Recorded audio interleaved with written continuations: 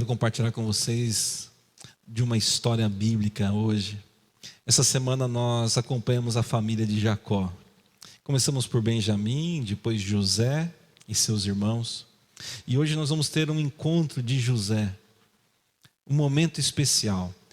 Lá em Gênesis capítulo 45, nos versos de 1 a 11, diz assim: Então José, não conseguindo se conter diante de todos os que estavam com ele, gritou: Saiam todos da minha presença. E ninguém ficou com ele. Quando José se deu a conhecer a seus irmãos, ele levantou a voz em choro, de maneira que os egípcios o ouviam e também a casa de Faraó. E disse a seus irmãos: Eu sou José. Meu pai ainda está vivo? E seus irmãos não lhe puderam responder, de tão assustados que ficaram diante dele.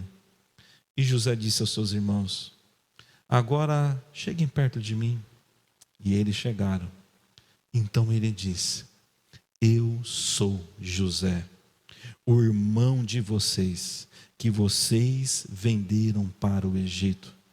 Agora, pois, não fiquem tristes nem irritados contra vocês mesmos por terem me vendido para cá, porque foi para a preservação da vida que Deus me enviou adiante de vocês. Porque já houve 2 anos de fome na terra, e ainda restam 5 anos em que não haverá lavoura nem colheita.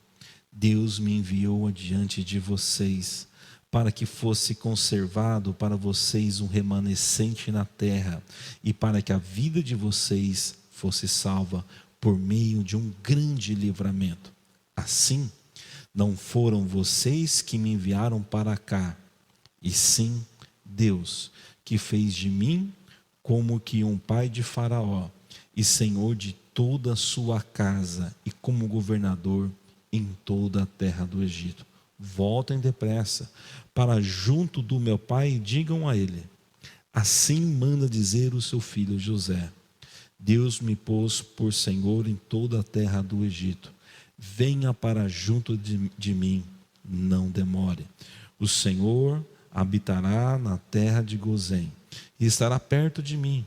O Senhor, os seus filhos, os filhos de seus filhos, os seus rebanhos, o seu gado e tudo que lhe pertence. Ali eu o sustentarei, porque ainda haverá 5 anos de fome. Do contrário, acabará empobrecendo o Senhor, a sua casa e tudo o que lhe pertence. Uma das histórias mais maravilhosas da Bíblia, tanto numa história pessoal, familiar, como teológica. É um texto grande demais. Mas eu quero pensar na família como sendo o lugar seguro, porque é o lugar do cuidado. É o lugar do cuidado e seguro porque a família supera as diferenças.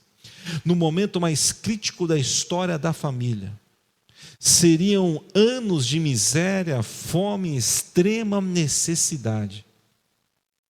José olhou para a sua família e lembrou que ele faz parte dela, e apesar das diferenças, demonstrou cuidado.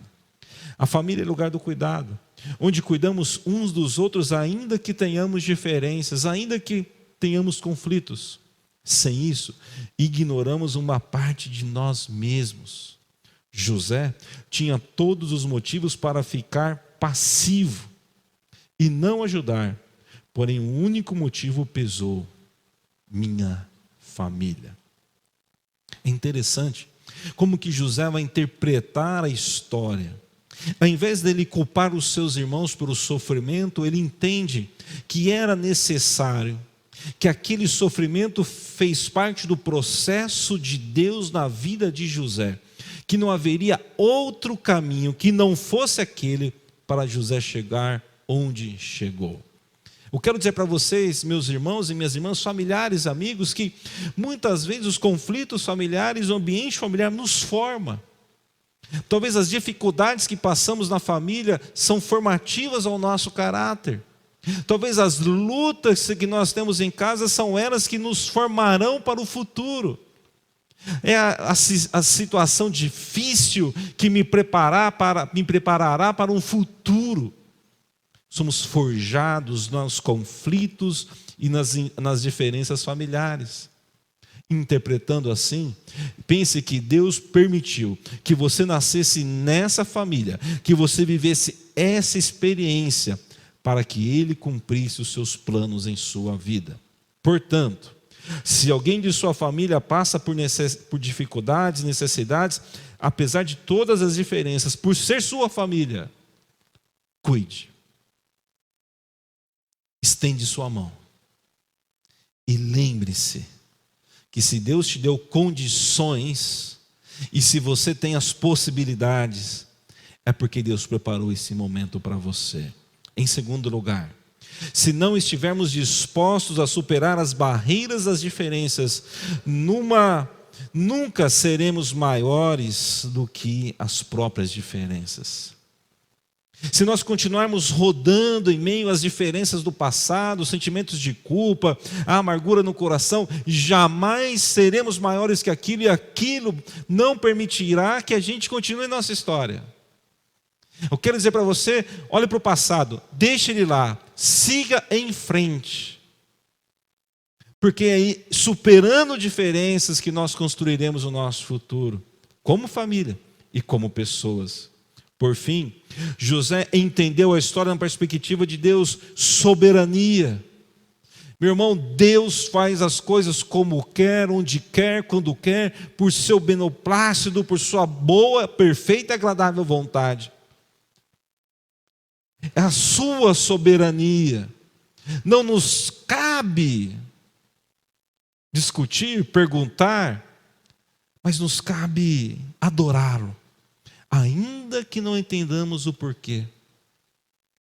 Eu sei que muitas pessoas perguntam: por que eu nasci nessa família?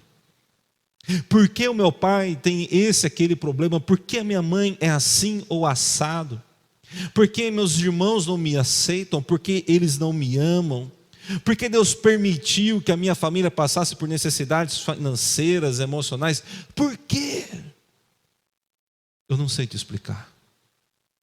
Mas de uma coisa eu sei: Deus é soberano. Se tudo isso aconteceu em sua vida, é porque, em segundo lugar, Ele tem um propósito. O propósito de Deus operará. Deus agirá por meio do seu plano em sua vida. Se o propósito dele é tornar você um vaso de bênção, Ele moldará o seu caráter pelas circunstâncias, para que o propósito dele seja alcançado. Eu sou o que sou. Eu sou um indivíduo e uma pessoa, porque a minha família e o ambiente familiar foi onde Deus forjou-me para exercer a minha vocação. Tanto naquilo que era ruim, quanto naquilo que era bom, no positivo e no negativo. Forjou e me formou. Por fim, a missão. Deus nos deu uma missão, e a missão dada a José, por incrível que pareça, não era governar o Egito, não era ser rico e poderoso, mas era cuidar da sua família. Em meio a isso, Deus nos dá uma missão. E a primeira missão de todos nós é cuidar da nossa família. Deus te abençoe.